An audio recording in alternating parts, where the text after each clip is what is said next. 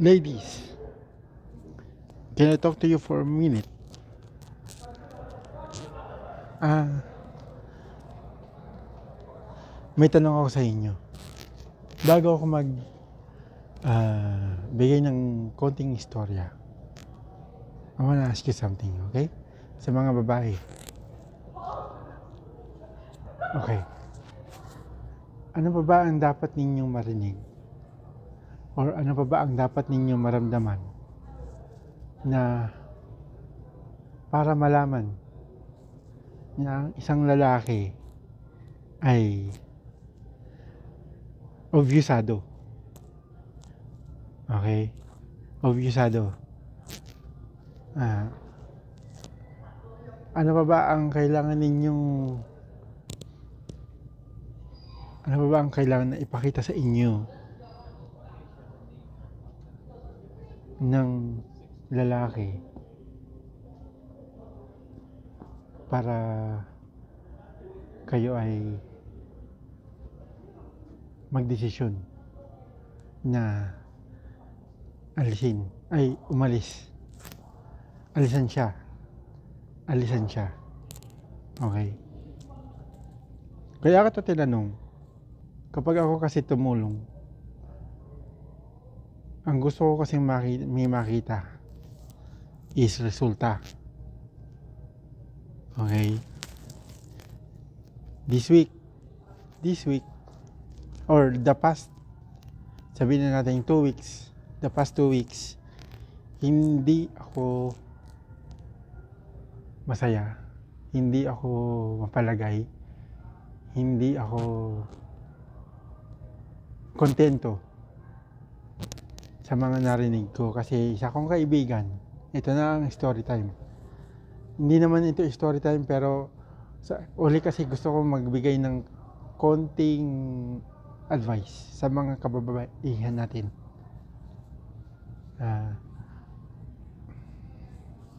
Kasi yung isa kong kaibigan, may jowa siya.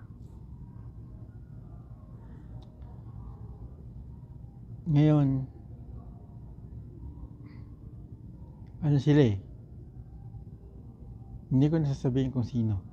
Pero long distance sila. Tapos, nagkita sila sa Pilipinas. Taba ko na. Okay.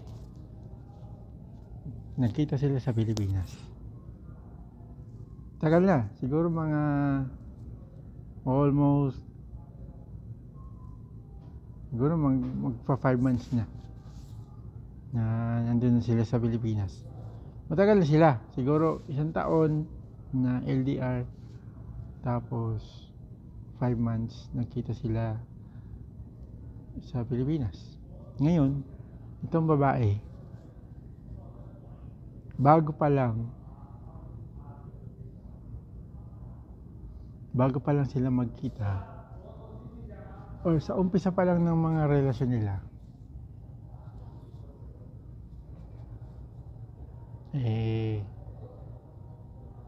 nagbibigay na ng senyalis na yung lalaki is obvyusado. Ayaw kong sabihin kasi yung word kasi bawal dito sa YouTube. Pero yun, alam niyo na yun, yung obvyusado. Yun na yun. Okay, so yun nga. Ngayon, hindi naging maganda yung pagsasama nila. Dahil ayon sa kwento sa akin,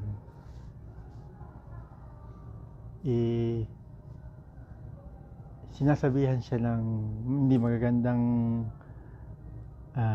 pananalita, mga tinatawag sa kanya hindi maganda. So ito naman ako tumulong. Sinabi ko, umalis ka na, alisan mo na yung lalaki. Ayun naman yung sinabi niya, I promise, mark my words, yada yada, sabi nung babae. Nung kaibigan kong babae. Na sinabi niya, oh, mark my words, hindi, alis na ako dito, yada yada yada. And then yun na nga, natulungan ko na, sige magbarko ka. Pero ito ginawa, hindi umalis. Bakit hindi umalis? Ano sa tingin ninyo, girls, ladies? Ano sa tingin niyo ang dahilan kung bakit hindi umalis? Nung una kasi, sinabihan ko na din siya. Unang pagsasabi ko nung unang pagsasabi ko sa kanya, sabi ko, putulin mo na ang relasyon ninyo dahil hindi na maganda ang trato sa'yo. Straight. Walang paligoy-ligoy. Yun kagad ang sinabi ko. Ito ang sinagot niya doon. Dahil mahal ko. E di, wala akong nagawa. Kasi, yun ang gusto niya eh. Yun ang sabi niya eh. Hindi ko naman kailangan panghimasukan. Hindi ko kayang panghimasukan kapag siya nagdesisyon. And two, ngayon, ito ulit, ito naman kami. Kami na kasi, meron pa siyang dalawang kaibigan na babae na sinabihan din siya ng katulad ng sinabi ko. Alisan mo na. Ngayon, hindi namin alam kung bakit siya nagpakita pa. Wala na tayo doon, labas na tayo doon. Nagkita na sila, nandun siya. Pero, ito na nga, hindi yung pagtrato ng lalaki sa kanya is walang nagbago. Abusado pa rin sa mga pananalita niya doon kay girl. Ayun. And tinanong ko rin, pinagbubuhatan ka ba ng kamay? Sabi niya, yes. Kaya gumawa ako ng aksyon. Kaibigan ko yun. Ayaw ko siyang mapahamak. Okay?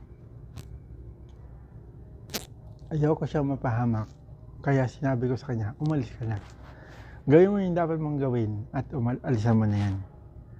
Yun ang sinabi niya sa akin. Nagpangako pa siya. Pero, ito na nga, again, babalik tayo dun. Ano sa tingin ninyo ang rason ngayon kung bakit hindi niya maalisan? Ang sagot is buntis. Ngayon, ladies, hindi ako sigurado kung totoo yun. Kasi, nung una pa lang, ramdam ko na parang hindi mangyayari yung gusto ko mangyari yung gusto ko makita na alisan niya yung lalaki. Dahil kaibigan ko siya, ayoko siya mapahamak. Ngayon, may involved na bata. Kaya niya bang alisan yung lalaki? Kahit hindi nagbabago? Sa tingin ko kaya niya eh. Kaya niya eh. Ayaw niya lang. So, yun nga, ang gustong sabihin sa mga babae dito. Ladies, kung kayo ay inaabuso ng isang lalaki, ng jowa ninyo, please alisan niyo na lang.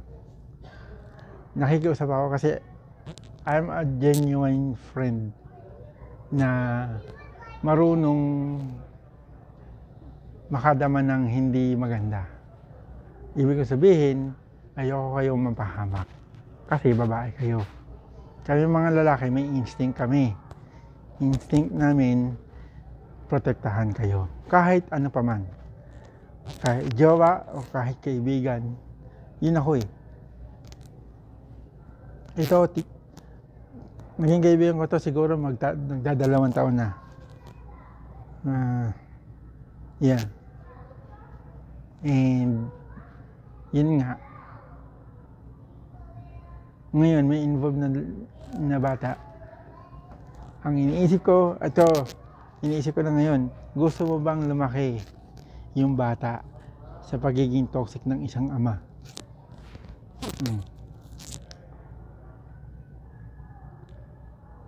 Ladies, yun na nga, sabi ko sa inyo, kung kayo ay ino-obvisado, please, huwag nyo nang ipairalin yung puso.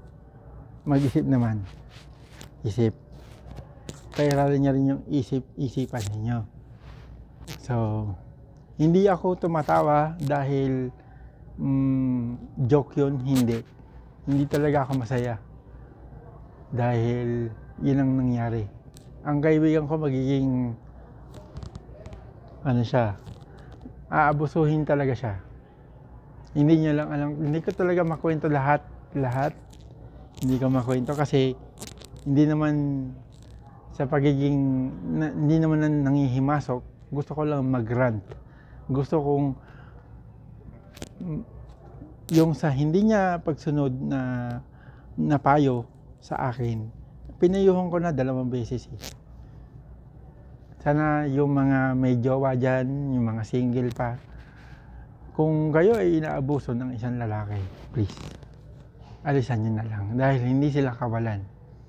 May ibang lalaki na mas bibigyan kayo ng respeto. Ayun lang. So, please yung sa mga nakikinig ngayon, yes, gusto ko yung sabihan nun. So, yun na. Green Kaiser, like and subscribe para sa mga ganito pang kwentuhan natin.